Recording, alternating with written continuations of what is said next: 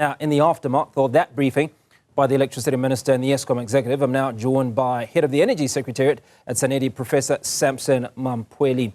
Professor Sam, good to speak to you on this Sunday afternoon. Just walk us through some of the critical areas that the Minister and his colleagues at Eskom talked about during that briefing moments ago. Good afternoon to you and the viewers. I must say that I'm a little bit relieved now that they've gone into the details of the problem itself, explaining the trips that has happened in various power stations, and going into the detail of the sequence of events that led to stage 6 load shedding. And all these aspects are easy to deal with within 5 to 7 days. So I agree with the Minister and the Eskom team that they will be able to return some of these units to service. Key for me was a number of things. One is the fact that they managed to explain what happened at Majuba with the overload on a transformer that basically provides auxiliary services to the plant itself, and that also can be linked to the low frequency in the network itself generally, that led to the trips at the Medupi power station. Those things can happen in that particular sequence, and I agree with the Minister that this has got nothing to do with sabotage. What is important for me is that they've indicated that 6 out of the 10 units that have tripped have now been returned to service, and they're on course or on track to return the remainder of the units back to service. And I'm sure it's very, very easy to do. They've worked very hard if you look at the fact that they returned 6 units back to service within 24 hours. That is commendable on their side as well. The other aspect that is key is the issue around the auxiliary plant. So the fact that the generation recovery plan does not necessarily go to the extent of fixing the auxiliary plant side of things, or what we can term as the balance of the system, for a layman time kind of a term. That then means that they need to start focusing on that going forward, augment the generation recovery plan to touch on the auxiliary services side of things, and also the other part is the environmental compliance. We know that most of what we've classified as unplanned capacity loss factor has got to do mainly with environmental compliance, and we've seen the impact of that when they took down 800 megawatts at Kusile power station, so that that power station remains within the environmental compliance that has been approved by the Minister of Environmental Affairs. 800 megawatts of base load is quite a lot. I will also be watching closely the developments at the nuclear power plant in Quebec, but down in the Western Cape as well.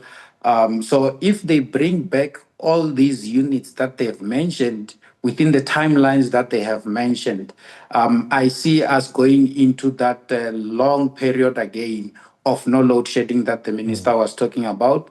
And with the new generation capacity that will come on board and new plans that are on the table on the transmission grid side of things and things like that, I foresee, I agree with the Minister that we could deal with load shedding and bring it to the past as quickly as possible.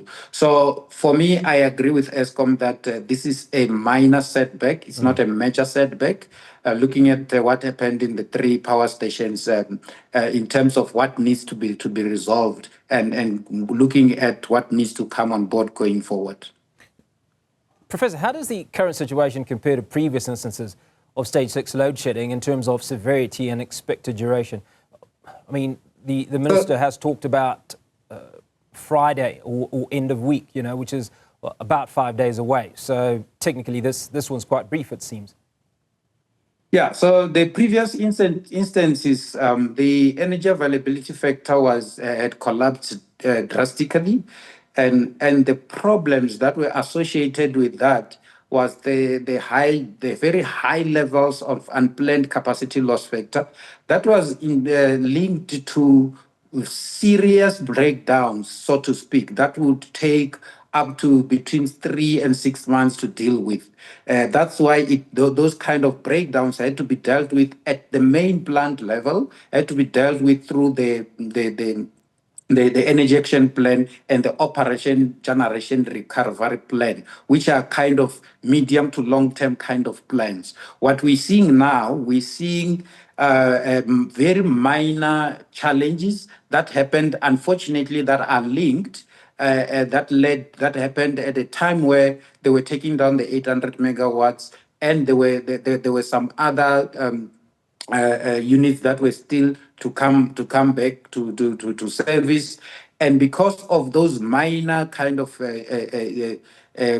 challenges happening, leading to these trips, they now had to implement stage 6 load shedding. So the major difference is the extent of the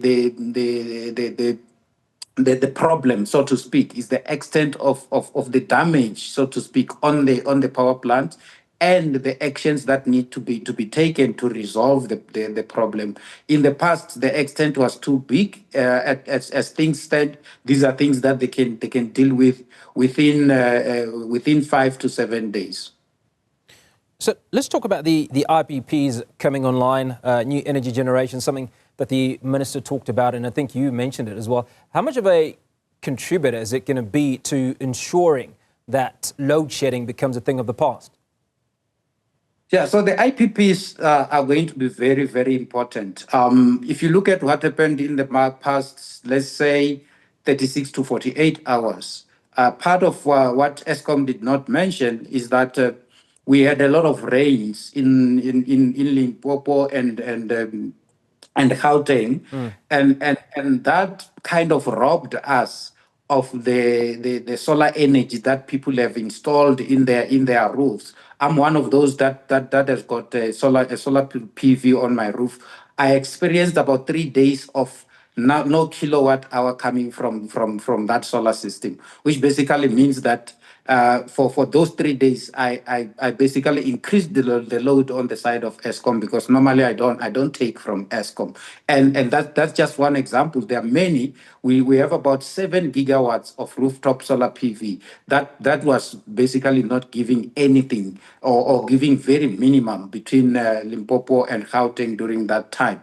And it's important because when that solar PV is available on the rooftop solar PV in households and businesses, it basically lowers the demand, thereby allowing Eskom to basically build reserves in terms of the pumped storage reserves. They've got 2 pumped storage facilities totaling about 2.7 gigawatts. So that is another aspect. Then it puts a bit more strain on the power system. Coming to the IPPs themselves, large power stations that are built by IPPs, we've got about 6.4, 6.5 gigawatts that's feeding into the grid. And because of the weather, I would expect that on the solar side of things, we didn't have much coming on board, which also contributed to some of the reserve challenges. Now, going forward, the minister wants to go very big when it comes to procurement of renewable energy for IPPs to start playing a bigger role in the sector. If you look at the integrated resource plan, the draft integrated resource plan that the minister indicated that it's now at NEDLEC, you're looking on the wind side of things only, you're looking at 18 gigawatts of wind. And if you divide that by 3, you will have about a very good amount of gigawatts that will be coming live if we are able to procure all that. That will then assist a lot going forward. And we're looking at 24 to 36 months from procurement. This is now long-term power system planning. So in the long run, things are looking good if government and Eskom goes ahead with the current plans and the current IRP gets supported. The amendments to the Electricity Regulation Act, and as well as the Eskom the retail tariff plan that they've submitted to NERSA. Those are key going forward, because if you look at the retail tariff plan, for instance, as Eskom indicated today, people with rooftop solar PV, either businesses or households, will be able to do what we call net metering. Basically, you will be able to feed into the grid, and whatever that you don't use back, Eskom can then be able to pay you for what you have fed into the grid. So the future is looking very good, both in terms of the legislative aspects and also in terms of the Eskom plans. Professor Sam Mamphweli, appreciate your time. Always good to speak to you. Just confirming what's been said by the Minister, and he is convinced too that the end of the week, at the very latest, we should see the end of load shedding, and a number of plans that have been implemented by the Electricity Minister and Eskom will safeguard a return to load shedding.